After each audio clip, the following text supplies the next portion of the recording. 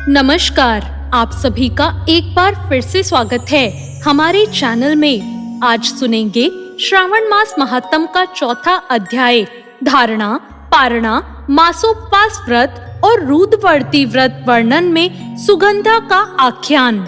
ईश्वर बोले, हे सनत कुमार, मैं अब धारण पारण व्रत का वर्णन करूंगा। प्रतिपदा के दिन से आरंभ करके सर्वप्रथम पुण्य वाचन करना चाहिए। इसके बाद मेरी प्रसन्नता के लिए धारण पारण व्रत का संकल्प करना चाहिए। एक दिन धारण व्रत करें और दूसरे दिन पारण व्रत करें। धारण में उपवास तथा पारण में भोजन होता है। श्रावण मास के समाप्त होने पर सबसे पहले पुण्य वाचन कराना चाहिए। इसके बाद हे मानद, आचार्य तथा अन्य ब्राह्मणों का वरण करना चाहिए। तत्पश्चात पार्वती तथा शिव की स्वर्ण निर्मित प्रतिमा को जल से भरे हुए कुंभ पर स्थापित कर रात में भक्ति पूर्वक पूजन करना चाहिए तथा पुराण श्रवण आदि के साथ रात भर जागरण करना चाहिए। प्रातः काल में अग्नि स्थापन करके विधि पूर्वक होम करना चाहिए। त्र्यंबक इस मंत्र से तिल मिश्रित भात की आहुति डालनी चाहिए। उस प्रकार शिव गायत्री मंत्र से धृत मिश्रित भात की आहुति डालें और पुनः षडाक्षर मंत्र से खीर की आहुति प्रदान करें। तदंतर पूर्णाहुति देकर होम शेष का समापन करना चाहिए। इसके बाद में ब्राह्मणों का भोजन करना चाहिए तथा साथ ही आचार्य की पूजा करनी चाहिए। हे महाभाग, इस प्रकार से उद्यापन संपन्न करके मनुष्य ब्रह्म हत्या आदि पातकों से मुक्त हो जाता है। इसमें कोई संदेह नहीं है। अतएव इस महाव्रत को अवश्य करना चाहिए। हे मुने, अब श्रावण में मास उपवास की विधि को आदर पूर्वक सुनिए। प्रतिपदा के दिन प्रातः काल इस व्रत का संकल्प करें। स्त्री हो या पुरुष, मन में इंद्रियों को नियंत्रित करके इस व्रत को करें। अमावस्या तिथि को लोक का कल्याण करने वाले व्रजध्वज शंकर की अर्चना पूजा षोडश उपचारों से करें। तदंतर अपनी सामर्थ्य के अनुसार वस्त्र तथा अलंकार आदि से ब्राह्मणों का पूजन करें, उन्हें भोजन कराएं तथा प्रणाम करके विदा करें। इस प्रकार से किया गया मास उपवास व्रत मेरी प्रसन्नता कराने वाला होता है। हे सनत कुमार, मनुष्यों को सभी सिद्धियां प्रदान करने वाले लक्षसठख्या परिमित रुद्रावर्ती व्रत के विधान को सावधान होकर सुनिए। अत्यंत आदर पूर्वक कपास के 11 तंतुओं से बत्तियां बनानी चाहिए। वे रुद्रावर्ती नाम वाली बत्तियां मुझे प्रसन्न करने वाली हैं। मैं श्रावण मास में भक्ति पूर्वक देव गौरीपति महादेव का इन 1,00,000 संख्या वाली बत्तियों से निराजन करूंगा। इस प्रकार सावन मास के प्रथम दिन विधि पूर्वक संकल्प करके महीने भर प्रतिदिन शिवजी का पूजन करके 1,000 बत्तियों से निराजन करें और अंतिम दिन 71,000 बत्तियों से निराजन करें अथवा प्रतिदिन 3,000 बत्तियां आदर पूर्वक अर्पण करें और अंतिम दिन 13,000 बत्तियां समर्पित कर दें अथवा एक ही दिन सभी 1,00,000 बत्तियों को मेरे समक्ष जलाएं।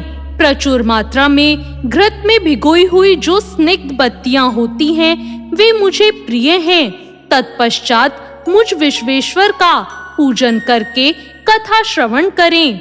सनत कुमार बोले, हे देवादेव, हे जगन्नाथ, हे जगदानंद कारक, कृपा करके आप मुझे इस व्रत का प्रारंभ बताएं।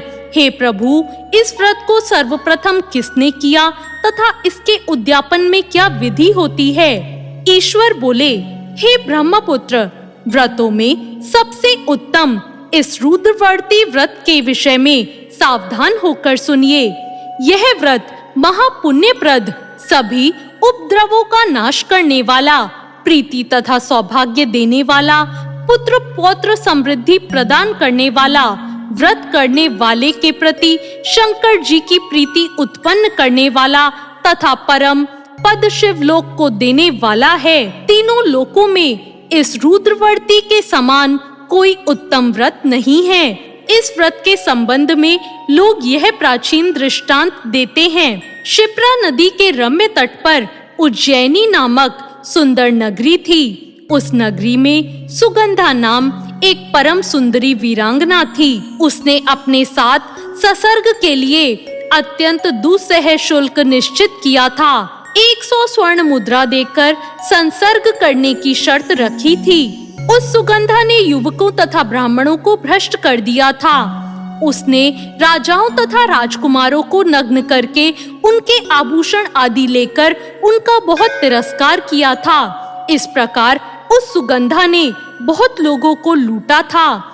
उसके शरीर की सुगंध से कोस भर का स्थान सुगंधित रहता था। वह पृथ्वी तल पर रूप लावण्य और कांति की मानो निवास स्थली थी। वह 6 रागों और 36 रागनियों के गायन में तथा उनके अन्य बहुत से भेदों की गान क्रिया में अत्यंत कुशल थी।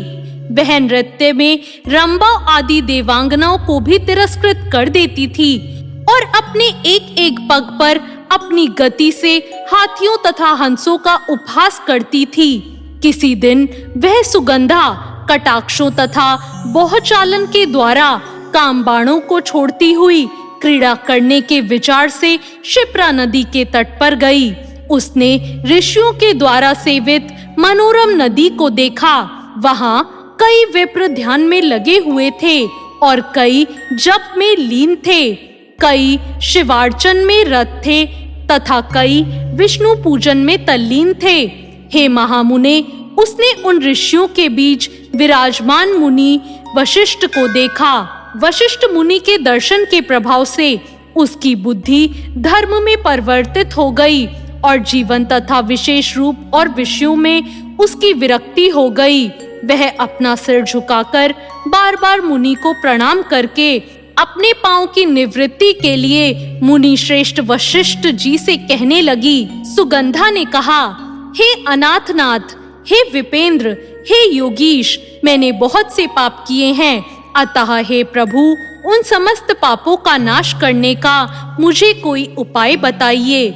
ईश्वर बोले, हे सनत कुमार, उस सुगंधा के इस प्रकार कहने पर वो दीन वत्सल्य मुनि वशिष्ठ अपनी ज्ञान दृष्टि से उसके कर्मों को जानकर आदर पूर्वक कहने लगे। वशिष्ठ जी बोले, तुम सावधान होकर सुनो। जिस पुण्य से तुम्हारे पाप का पूर्ण रूप से नाश हो जाएगा, वह सब मैं तुम्हें अब कह रहा हूँ। हे भद्रे, तीनों लोकों में विख्यात वाराणसी में जाओ। वहां जाकर तीनों लोकों में दुर्लभ महान पुण्य देने वाले तथा शिव के लिए अत्यंत प्रीतिकर रुद्रवर्ती नामक व्रत को उसी क्षेत्र में करो। हे भद्रे, इस व्रत को करके तुम परम गति को प्राप्त करोगी। ईश्वर ने कहा। तब उसने अपना धन लेकर सेवक तथा मित्र सहित काशी में जाकर वशिष्ठ के द्वारा बताए गए विधान के अनुसार व्रत किया। इस प्रकार उस व्रत के प्रभाव से वह सशरीर उस शिवलिंग में विलीन हो गई। हे सनत कुमार, इस प्रकार जो स्त्री इस परम दुर्लभ व्रत को करती है, वह जिस जिस अभिष्ट पदार्थ की इच्छा करती है, उसे निसंदेह वो प्राप्त करती है। हे सुव्रत, अब आप मणिक्य वर्तियों का महात्म सुनिए।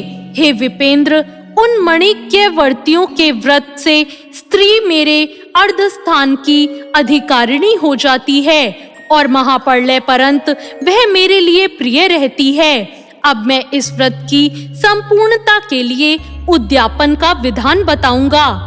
चांदी से बनी हुई नंदीश्वर की मूर्ति पर असीन स्वर्णमय भगवान शिव की पार्वती सहित प्रतिमा को कलश पर स्थापित करना चाहिए और विधि के साथ पूजन करके रात्रि में जागरण करना चाहिए। इसके बाद प्रातःकाल नदी में निर्मल जल में विधि पूर्वक स्नान करके 11 ब्राह्मणों सहित आचार्य का वरण करना चाहिए।